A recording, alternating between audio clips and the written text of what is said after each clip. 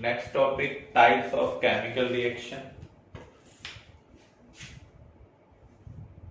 Types of chemical reaction में हम study करेंगे decomposition,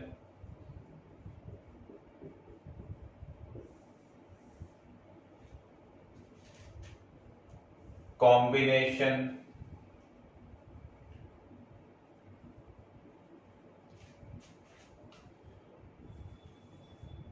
displacement,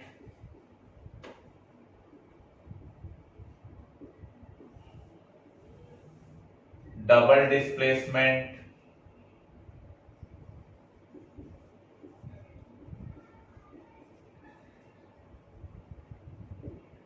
and redox reaction.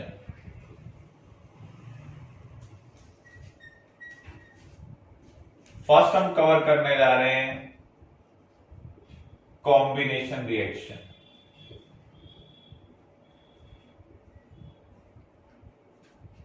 Those reactions in which multiple reactants combine to form single product.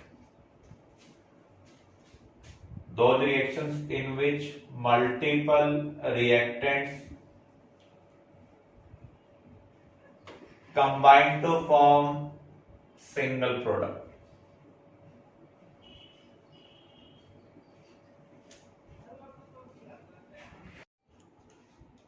In combination reaction, elementary form combine with other elementary form give single product. For example, nitrogen and hydrogen react to form ammonia. जब elementary form combine होंगी तो उस combination reaction को हम क्या कहेंगे? Synthesis reaction. Sodium chlorine के साथ रिएक्ट कर क्या बना रहा है? Sodium chloride. तो यहां पर एक एलिमेंट्री फॉर्म दूसरी एलिमेंट्री फॉर्म के साथ कंबाइन हो रही है और आपको यहां पर सिंगल प्रोडक्ट मिल रहा है, तो इस टाइप की रिएक्शन को हम क्या कहेंगे? Synthesis reaction. Compound form other compound form के साथ कंबाइन हो सकती है, जैसे यहां पर कैल्शियम ऑक्साइड और कार्बन डाइऑक्साइड कंबाइन होकर क्या बनाएंगे? Calcium carbonate. तो ये सिंथेसिस रिएक्शन नहीं है क्योंकि यहां पर कंपाउंड फॉर्म रिएक्ट कर रहे हैं। जब एलिमेंट्री फॉर्म रिएक्ट करेंगी तो उसे हम कहेंगे synthesis reaction. Clear? Next case हम कवर करने जा रहे हैं decomposition reaction. Those reaction in which single reactant give multiple product. तो डिकम्पोजिशन रिएक्शन में सिंगल रिएक्टेंट से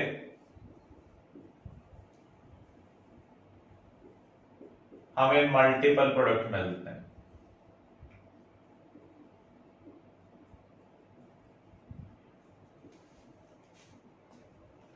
Decomposition reaction types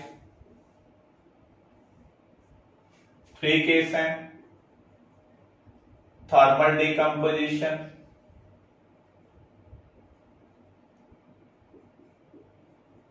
इसे हम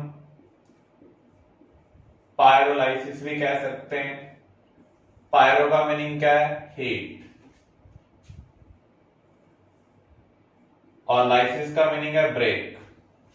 अगर हम किसी भी कंपाउंड को हीट की इफेक्ट से डिकम्पोज करें तो उसे हम कहेंगे थर्मल डिकम्पोजिशन और pyrolysis. Second, photo decomposition. Photo का मीनिंग है लाइट। अगर हम लाइट के एक्शन से किसी कंपाउंड को डिकम्पोज कर रहे हैं तो उसे हम क्या कहेंगे? Photo decomposition. थर्ड केस है इलेक्ट्रो डिकम्पोजिशन और इलेक्ट्रोलाइसिस। तो यहां पर हम इलेक्ट्रिसिटी की हेल्प से डिकम्पोज कर रहे हैं।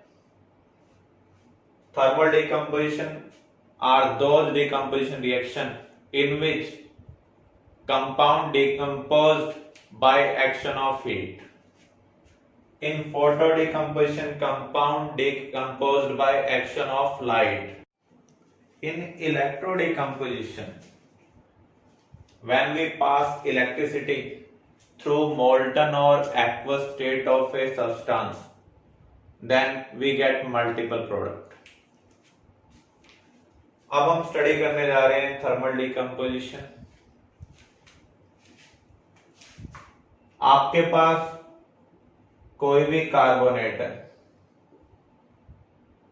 कोई भी कार्बोनेट है जिसमें मेटल की वैलेंसी 2 हो या फिर मेटल क्या हो, लिथियम। ऐसे मेटल कार्बोनेट को अगर आप हीट करेंगे तो आपको मिलेगा metal oxide plus carbon dioxide. तो यहां पर आपको सिंगल रिएक्टेंट से मल्टीपल प्रोडक्ट मिल रहे हैं बाय एक्शन ऑफ हीट। आपके पास मेटल बाइकार्बोनेट है, मेटल बाइकार्बोनेट को अगर हम हीट करेंगे तो आपको मिलेगा metal carbonate plus CO2 plus water. तो यहां पर भी हम क्या ऑब्जर्व कर रहे हैं, सिंगल रिएक्टेंट से आपको मल्टीपल प्रोडक्ट मिल रहे हैं बाय एक्शन ऑफ हीट। आपके पास मेटल सल्फेट है,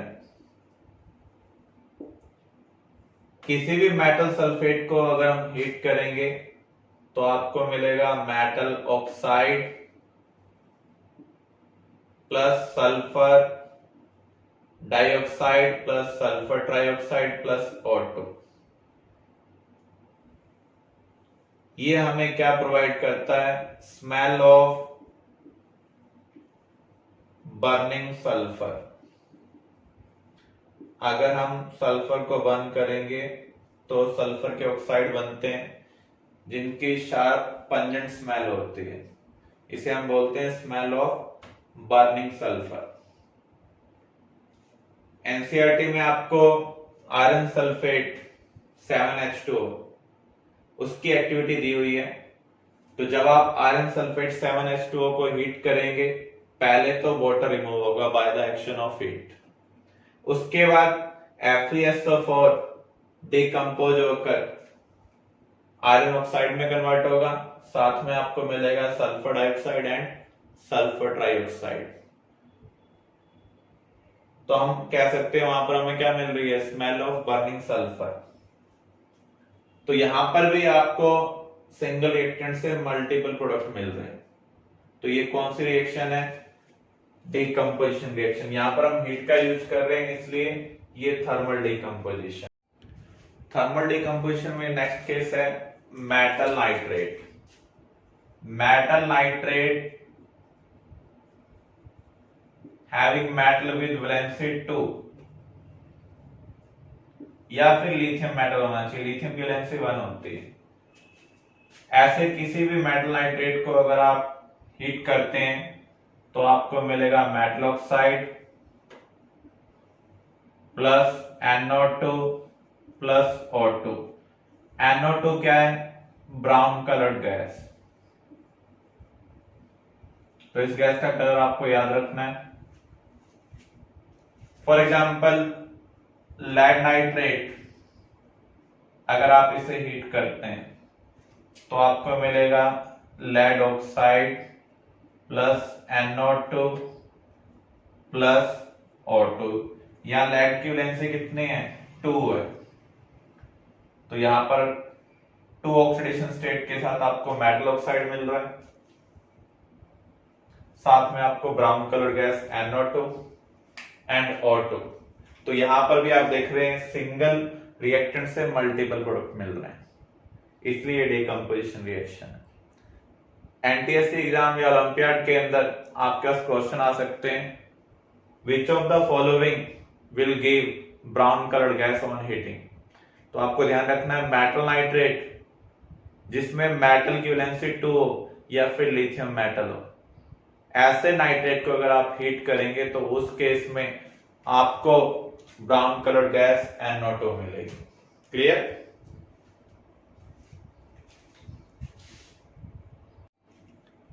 नेक्स्ट हम कवर करने जा रहे हैं फोटो डिकम्पोजिशन। सिल्वर क्लोराइड, इसका कलर है व्हाइट। जब हम इसके ऊपर लाइट इंसिडेंट करते हैं तो ये डिकम्पोज हो जाता है।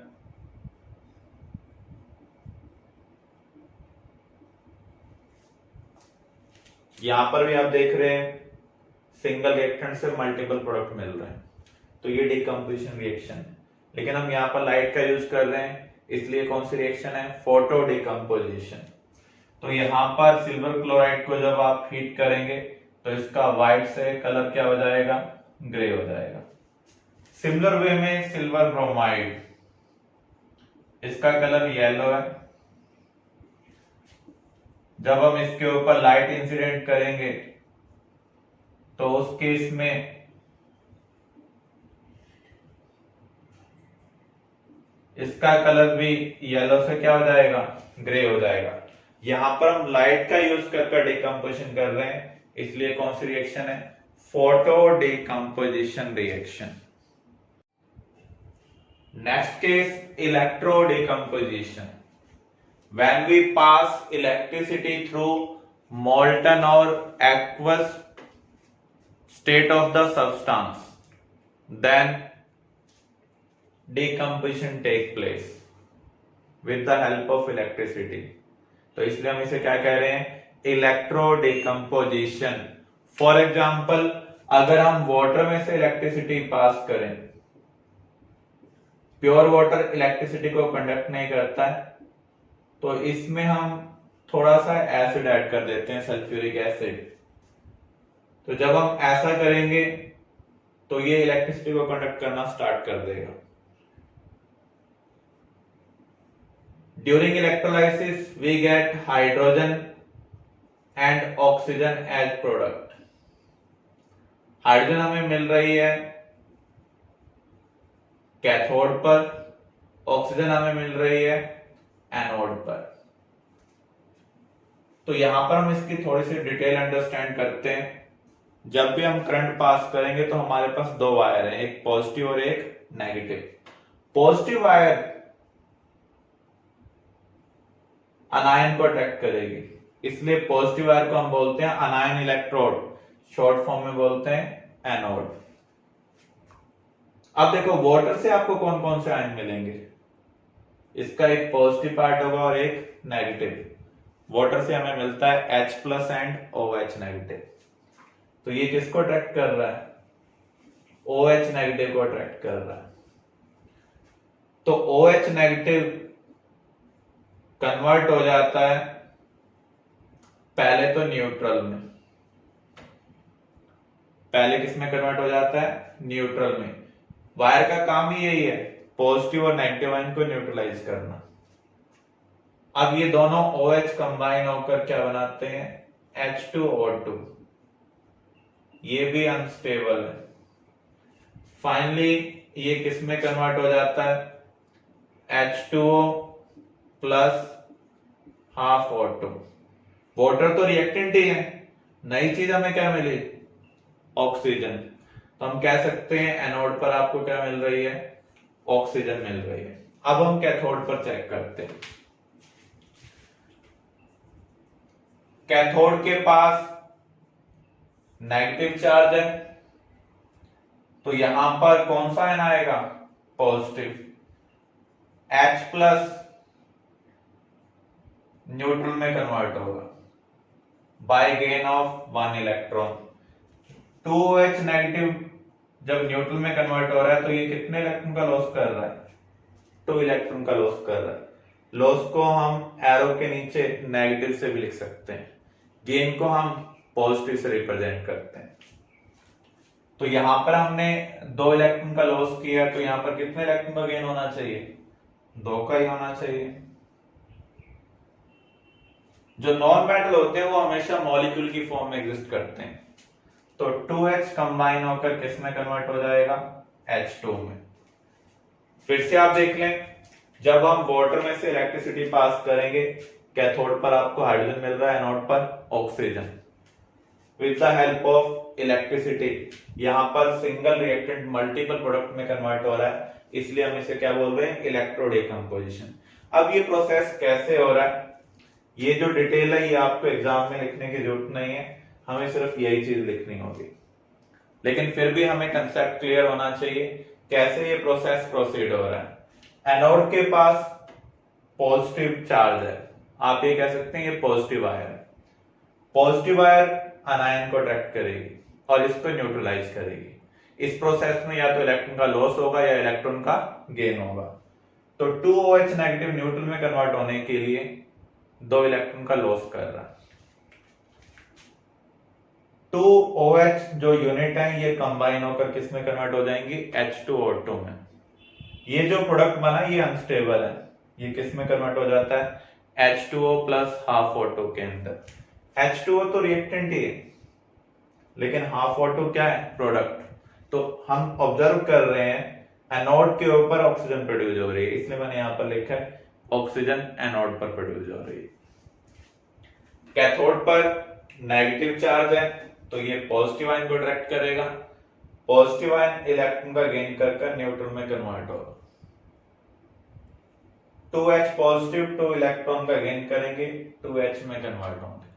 मेटल तो एटम की फॉर्म में एग्जिस्ट करते हैं, लेकिन जो नॉन मेटल है वो हमेशा मॉलिक्यूल की फॉर्म में एग्जिस्ट करते हैं। तो हाइड्रोजन की वैलेंसी 1 है, तो 2 हाइड्रोजन एटम आपस में इलेक्ट्रॉन की शेयरिंग कर मॉलिक्यूल में कन्वर्ट हो जाएंगे। तो यहां पर आपको H2 मिल रहा है, हाइड्रोजन गैस मिल रही है। क्लियर है यहां तक? तो आप अगर ओवरऑल रिएक्शन को ऑब्जर्व कर रहे हैं तो हम क्या देख रहे हैं, जितना वॉल्यूम हाइड्रोजन का प्रोड्यूस हो रहा है कैथोड पर, उससे हाफ वॉल्यूम ऑक्सीजन का प्रोड्यूस हो रहा है एनोड के ऊपर। Clear?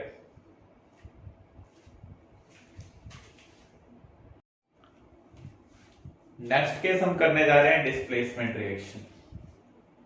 Those reactions in which an element displaces other element from its compound form, जहां पर एक एलिमेंट दूसरे एलिमेंट को उसके कंपाउंड में से डिस्प्लेस करे। सभी एलिमेंट्स एक दूसरे को डिस्प्लेस नहीं कर सकते हैं। Then what is the condition?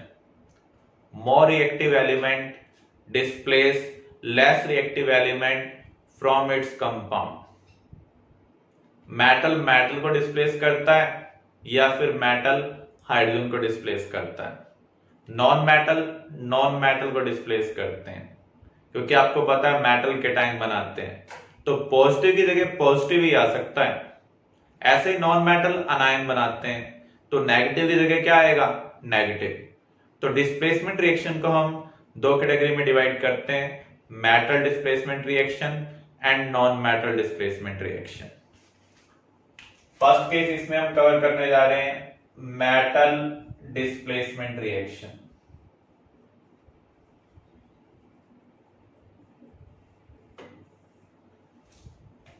Those reactions in which more reactive metal displace less reactive metal from its compound। अब हमें मेटल की रिएक्टिविटी के बारे में पता होना चाहिए, तो इसके लिए हमें एक सीरीज याद होनी चाहिए जिसे हम बोलते हैं एक्टिविटी सीरीज और reactivity series. It is the arrangement of metal on the basis of their reactivity. इस सीरीज को हम कैसे याद करेंगे?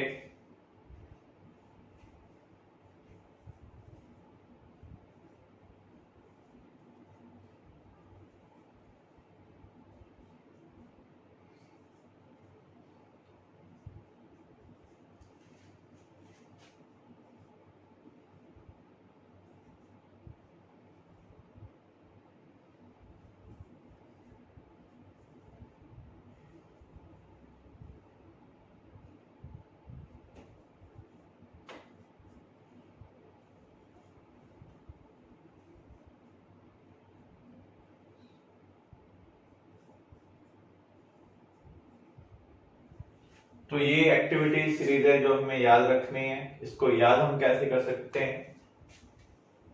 क्या बात कुछ नहीं मंगवाया, आपने जो फरमाया, नींबू पानी सोडा पिएंगे हम, क्यों हम आज पिएंगे और।